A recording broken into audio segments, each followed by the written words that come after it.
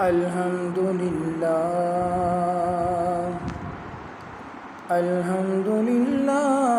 رب العالمین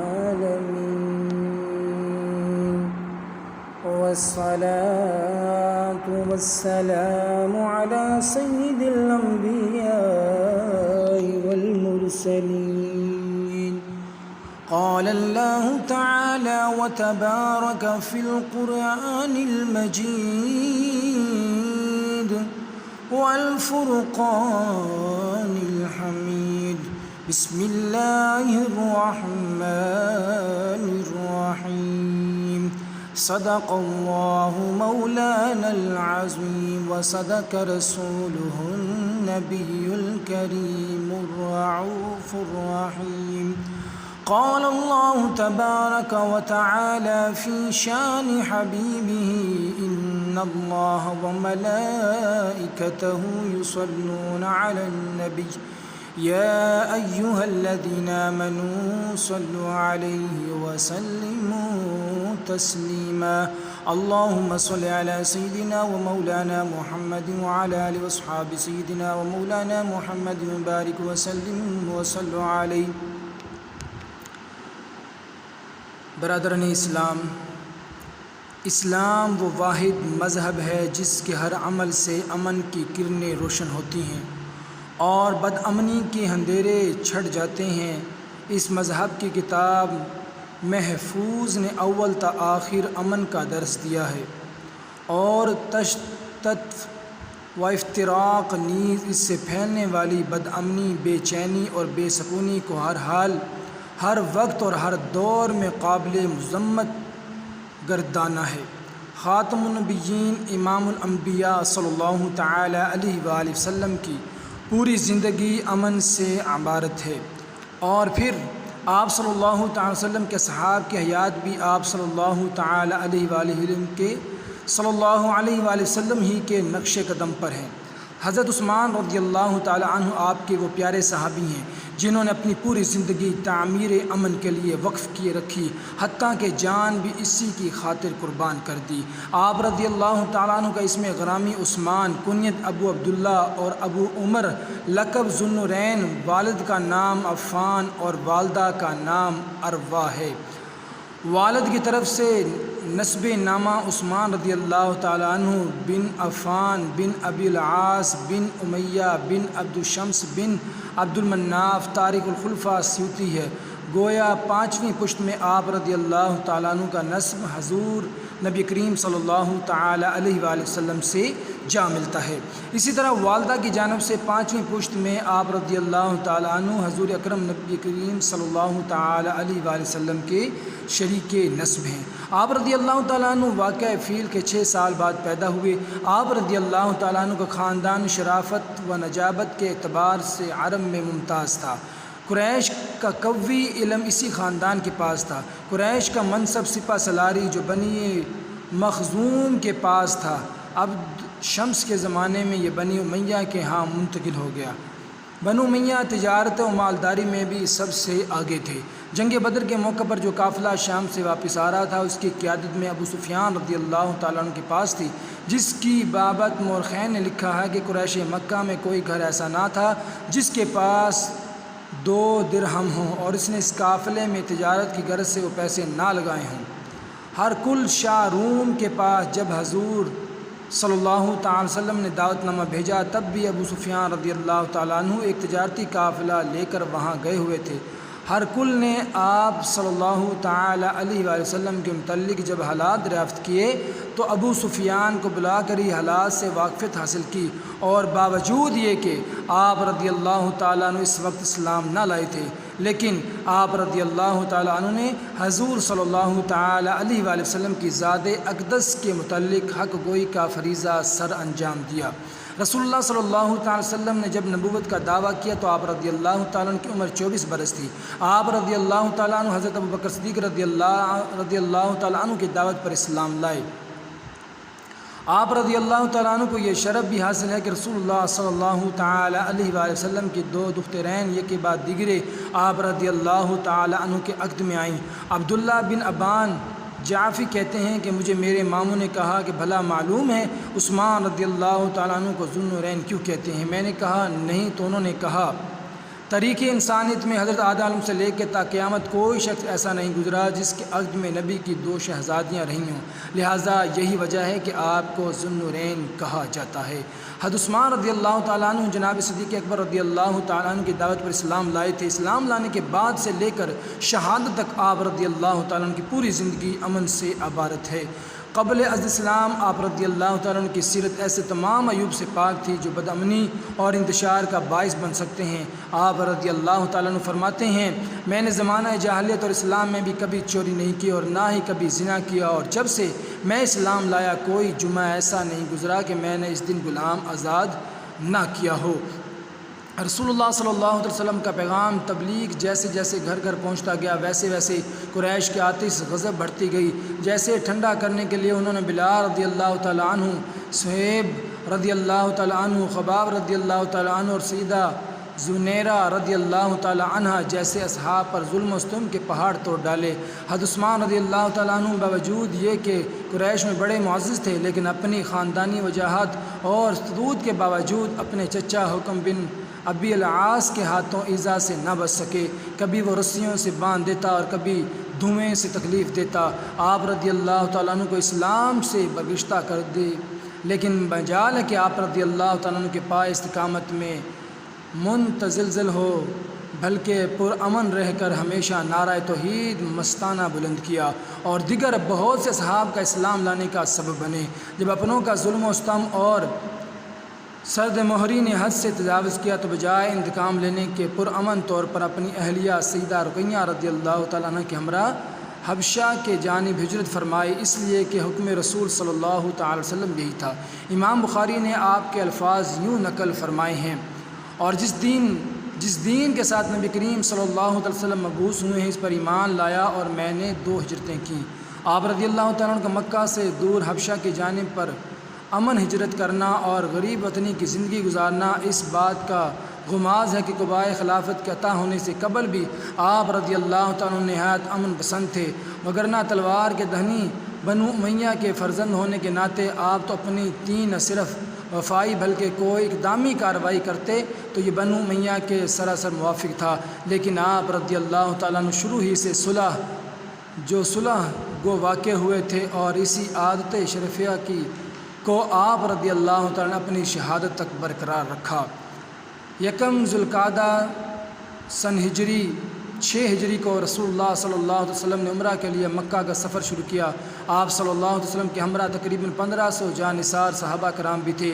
آپ صلی اللہ علیہ وسلم کے جاسوس بصر بن سفیان رضی اللہ تعالیٰ نے اطلاع دی کہ قریش آپ صلی اللہ علیہ وسلم سے مقابلہ کے لیے کمر بستہ ہیں اور مکمل تیاری میں ہے، جس کی دلیل یہ ہے کہ خالد بن ولید مقدمہ جیش کے ہمراہ عمیم کے مقام پر پہنچ گئے ہیں۔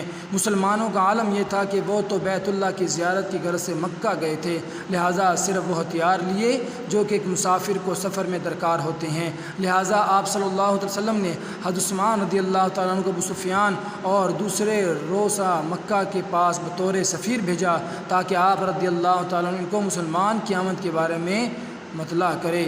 آپ رضی اللہ تعالیٰ عنہ ابان بن سعید کی پناہ میں مکہ میں داخل ہوئے اور سرداران قریش کو آپ صلی اللہ علیہ وسلم کا پیغام سنایا۔ قریش مکہ نے حضرت عثمان بنیاد پر سخت نگرانی قائم کر دی کہ واپس نہ جانے پائیں۔ ادھر مسلمانوں میں یہ خبر مشہور ہو گئی کہ آپ رضی اللہ تعالیٰ عنہ کو شہید کر دیا گیا۔ آپ صلی اللہ علیہ وسلم نے کینکر کے درخت تلے صحابہ کرام سے بیعت لی اور جب تک عثمان رضی اللہ عنہ کا بدلہ نہ لیں واپس نہ جائیں گے۔ تمام صحابہ کرام نے جب آپ صلی اللہ علیہ وسلم کے دست مبارک پر بیعت کی، آخر میں آپ صلی اللہ علیہ وسلم نے اپنا بایاں ہاتھ دائیں ہاتھ پر رکھ کر یہ فرمایا کہ عثمان رضی اللہ تعالی عنہ کی جانب سے ہے۔ حضرت عثمان رضی اللہ تعالیٰ عنہ کے لیے جہاں یہ بات قابل فخر تھی کہ آپ جو قریش مکہ کے مابین سفیر رسول تھے، وہیں یہ طرح امتیاز کسی تاج سے کم نہ تھا کہ رسول اللہ صلی اللہ علیہ وسلم کا بایاں ہاتھ دست عثمان قرار پایا۔ اس کا تذکرہ آپ رضی اللہ تعالیٰ عنہ خود بھی فرمایا کرتے تھے کہ میری جانب سے رسول اللہ صلی اللہ علیہ وسلم کا بایاں ہاتھ میرے دائیں ہاتھ سے کہیں بہتر تھا کہ یہ عثمان رضی اللہ تعالیٰ عنہ کی جانب سے ہے۔ عرب کے عیسائیوں نے ہرقل شاہ روم کو خط بھیجا کہ نعوذ باللہ محمد صلی اللہ علیہ وسلم کا انتقال ہو گیا ہے اور مسلمان سخت تنگدستی کے عالم میں ہے، لہٰذا اس وقت حملہ کامیابی سے ہمکنار ہو سکتا ہے۔ ہرکل 40,000 کا لشکر جرار لے کر مقابلے کے لیے تیار ہو گیا۔ یہ خبر جب رسول اللہ صلی اللہ تعالی علیہ وآلہ وسلم کو پہنچی تو آپ صلی اللہ علیہ وسلم نے صحابہ کرام کو تیاری کا حکم دیا، لیکن سنگین مسئلہ یہ درپیش تھا کہ ان دنوں فصل کٹنے کے قریب تھی۔ مدینے کا ہر مسلمان تنگی کی زندگی گزار رہا تھا اور انتظار میں تھا کہ کب فصل کٹے تو سامان معیشت کی فردوانی، لہٰذا عطیات کی اپیل کی گئی۔ جانثار صحابہ نے اس موقع پر سخاوت کی لاجواب مثالیں قائم کی۔ صدیق اکبر رضی اللہ تعالیٰ عنہ گھر کا سارا سامان لے کر دربار نبوی میں اس توکل کے ساتھ حاضر ہوئے کہ ان کے اہل و عیال کے لیے تو اللہ اور اس کا رسول ہی کافی ہے۔ فاروق اعظم رضی اللہ تعالیٰ عنہ گھر کا آدھا سامان لے آئے۔ عشرہ مبشرہ کے درخشندہ ستارے عبد الرحمن بن عوف رضی اللہ تعالیٰ عنہ 2 سوا کیا چاندی بارگاہ اقدس میں پیش کر کے لشکر کو تقویت پہنچائی، اور جب باری آئی حضرت عثمان غنی رضی اللہ تعالیٰ عنہ کی تو غنی کے ساتھ اس میں بامسمہ نے 1/3 یعنی 10,000 افراد لشکر کے تمام اخراجات کا ذمہ تنہا لے لیا۔ اب ایک تسمہ بھی خریدا گیا تو اس کا خرچہ عثمان رضی اللہ تعالیٰ عنہ نے برداشت کیا۔ اس کے علاوہ 1000 اونٹ، 1000 دینار اور 70 گھوڑے بھی جب نذرانہ عقیدت کے طور پر رسول اللہ صلی اللہ علیہ وسلم کے سپرد کیے۔ علامہ ابن اسیر کے مطابق 300 گھوڑے اللہ کی راہ میں صدقہ کیے تو بقول عبد الرحمن بن سمرہ رضی اللہ تعالیٰ عنہ کے رسول اللہ صلی اللہ تعالی وسلم اپنی جھولی میں پڑے ہوئے دیناروں کو استباد کے عالم میں بار بار اچھالتے اور فرماتے تھے، آج کے بعد عثمان رضی اللہ تعالیٰ عنہ کو اس کا کوئی عمل نقصان نہ دے سکے گا۔ رسول کریم صلی اللہ علیہ وسلم کے وصال کے بعد جب صدیق اکبر رضی اللہ تعالیٰ عنہ مسلمانوں کے خلیفہ بنے تو ازواج محترمات نے ارادہ کیا نبی کریم صلی اللہ علیہ وسلم کی وراثت کا مطالبہ کرے۔ اس مقصد کے لیے انہوں نے حضرت عثمان رضی اللہ تعالیٰ عنہ کا انتخاب کیا کہ وہ ان کا مطالبہ و صدیق اکبر رضی اللہ تعالیٰ عنہ تک پہنچا دے، لیکن سید عائشہ نے جب انہیں یہ حدیث سنائی کہ نبی کریم صلی اللہ علیہ وسلم نے فرمایا تھا کہ ہماری کوئی میراث نہیں ہوتی بلکہ ہم جو بھی چھوڑ کر جاتے ہیں وہ صدقہ ہوتا ہے، تو پھر ازواج محترمات نے اپنا مطالبہ ترک کر دیا۔ ملکی امن و امان کا انحصار باب حل و عقد کی فہم وراثت عوام دوست پالیسیوں اور دانش مندوں فیصلہ پر ہوتا ہے۔ ملک کی بھاگ دوڑ ایسے افراد کے ہاتھ میں ہو تو پھر ملک میں سکون اور چین کا دورہ ہوتا ہے، وگرنہ امن کا خواب تہ و بالا ہو جاتا ہے۔ حضرت فاروق اعظم رضی اللہ تعالیٰ اپنے دور میں مہاجرین انصار کے صاحبان علم و فراست پر مشتمل مجلس شورا قائم کی تھی۔ اس کے ایک اہم رکن حضرت عثمان رضی اللہ تعالیٰ عنہ تھے۔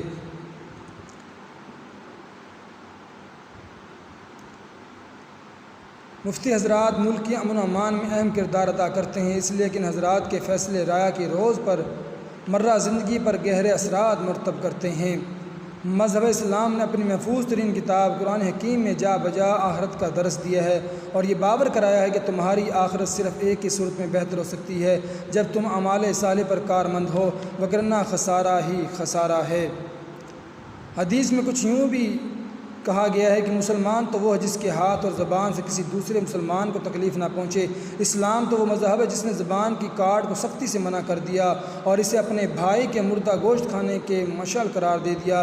تلوار کی کاٹ تو بہت دور کی بات ہے، ان تمام احکامات پر وہی شخص عمل کرتا ہے جس کے دل میں آخرت کا ڈر ہو اور اللہ تعالیٰ کے سامنے حاضری کا احساس اور جوابدہی کا تصور قلب و دماغ میں ہر وقت جا گزرے۔ یہی وجہ ہے کہ حضرت عثمان رضی اللہ تعالیٰ عنہ کو بائے خلافت زیب تن کرنے کے بعد جو پہلا خطبہ دیا وہ درس آخرت پر کسی گنج بے قرار سے کم نہیں تھا۔ اس کی ہر سطر سے عبارت اور ہر لفظ سے مرقع ہے۔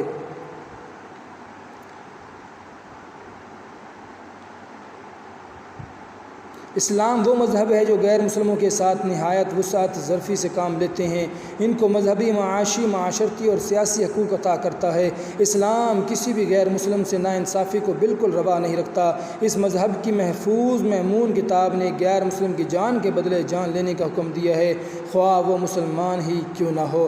حضرت عثمان رضی اللہ تعالی عنہ نے غیر مسلموں کے بارے میں فرمایا جو ان کے حقوق آپ کے ذمے ہیں وہ ان کو دیے جائیں اور ان کے ساتھ عدل و انصاف کے ساتھ پیش آیا جائے اور ان کے ذمے جو حقوق ہیں وہ وصول کیے جائیں۔ مذہب اسلام کی خصوصیات ہے کہ ان کی تعلیمات صرف نظریاتی فکر کے کلوں تک محدود نہیں رہی بلکہ عمل میدان میں بھی انہوں نے اپنا لوہا منوایا۔ حضرت عثمان رضی اللہ تعالیٰ عنہ کے دور میں جب ہرقل شاہ روم کی جانب سے اس کے اہم جرنیل منیل نے اسکندریہ پر حمل کیا تو نہ صرف مسلمانوں کو اپنے طبعی ستم کا نشانہ بنایا بلکہ شاید ہی کوئی فرد و بشر ایسا ہو جس کا تعلق اسکندریہ اور اس کے مضافات سے ہو اور وہ رومیوں کی ظلم رانی سے محفوظ رہا ہو۔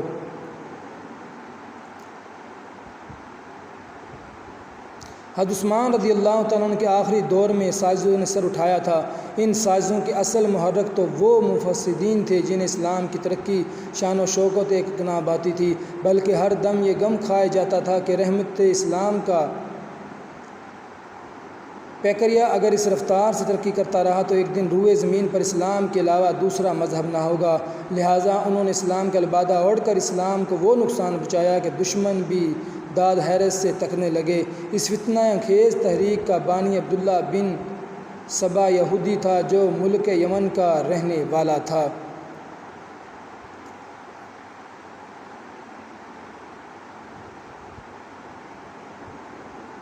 اللہ تعالیٰ سے دعا ہے جو کچھ سنا ہے اس پر ہم سب کو عمل کرنے کی توفیق عطا فرمائے، آمین بجاہ النبی الامین صلی اللہ تعالی علیہ وآلہ وسلم۔